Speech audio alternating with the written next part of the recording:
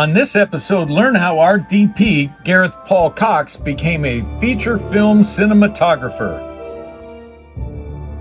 You have probably the biggest history, the most experience of anyone here. I've seen your IMDb. So to ask you if you've done a movie before, you've done dozens. I've done a lot of different projects over the years, and the IMDb is just a small portion of it because there's a lot of commercial work that's not listed, music videos. Okay, so tell us where you started a little bit. My passion for filmmaking and cinema started in high school. It slightly predated that with a little stint of it towards the end of middle school, but actually got into TV production the first year of high school, so freshman year. Started in TV production classes, and back then it was deck to deck. It was VHS tapes. It wasn't film at that point, but it was still VHS tapes, and so we were doing deck to deck editing. Kind of fell in love with it. Deck to deck editing. Yeah. It wasn't like splicing, but it was a digital form of splicing where you had to literally use two VHS machines that had a little switcher in the middle, and you could program your in and out points, and then it would rewind the tape and cut it into the tape you had on the right, and your feed tape was your left tape. You could add music, transitions, all sorts of stuff. So started making surf and skate films for my friends. I was a big skateboarder and surfer at the time. And that kind of through many years and pursuing it in college, which was my undergrad is at Flagler College in St. Augustine, Florida. And then upon graduating from college, basically at that point, I got in with a few professional skateboarders and started filming them.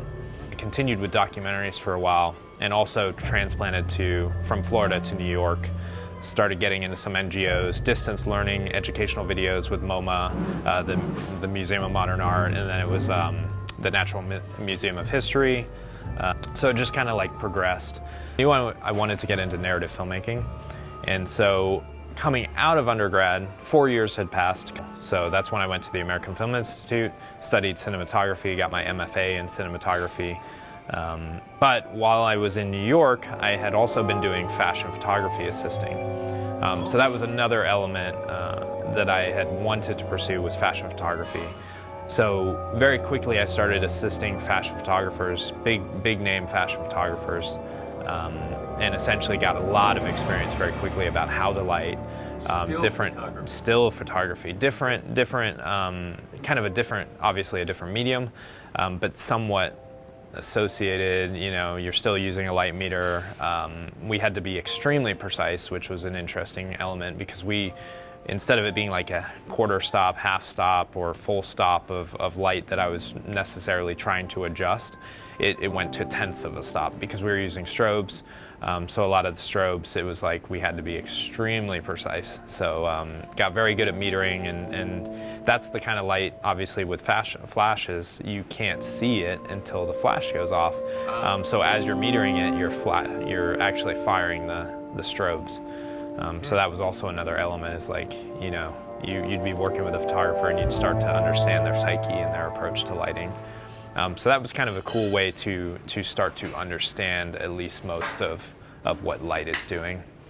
A little bit different as it applies to filmmaking, but similar ideology, I guess. Hi, I'm JB Holbert, and on this channel, Our Side of the Story, we explore all sides of storytelling.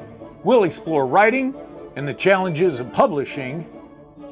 We'll explore filmmaking from the first draft of the screenplay to final edit. All of this as far from New York and Hollywood as you can get, in my home state of North Dakota. So I've done, having gone to the American Film Institute and been a graduate student with an MFA in cinematography, I did a small stint of assisting people in different capacities. I've gaffed, I've key gripped, I've gripped, I've been an electric lamp operator. I do. I know them very well. I did first for a while, first assistant, camera. I've even seconded. I've kind of jumped around quite a bit. Coming out of a program like AFI's, you really get kind of projected a little bit higher, I think. And so and there's many grad programs that also do this, MFAs in cinematography, but it propels you into a position where you can kind of quickly adapt to different positions and things like that, and might not necessarily have to work for a long period in those different capacities, but you still kind of work your way up. You know, friends of mine after I graduated would be shooting something and would need somebody to come out, so I'd say, I'll come out, I'll do it for you. And then I started, after grad school, I started operating and DPing shows for NFL films. And so that was kind of one of the things where I got a lot of experience very quickly as well. But that's mostly interviews, that's mostly sports stuff, so it's a lot different than, you know. I did things with ABC Sports, and Okay. NFL Films was always right beside us. Yep.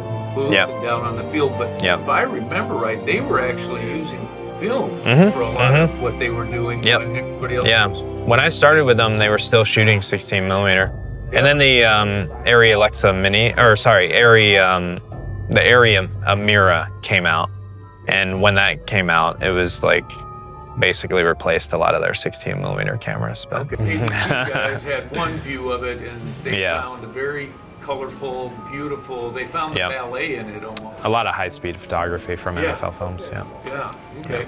We'll have more episodes with Gareth and show how he transitioned into feature films.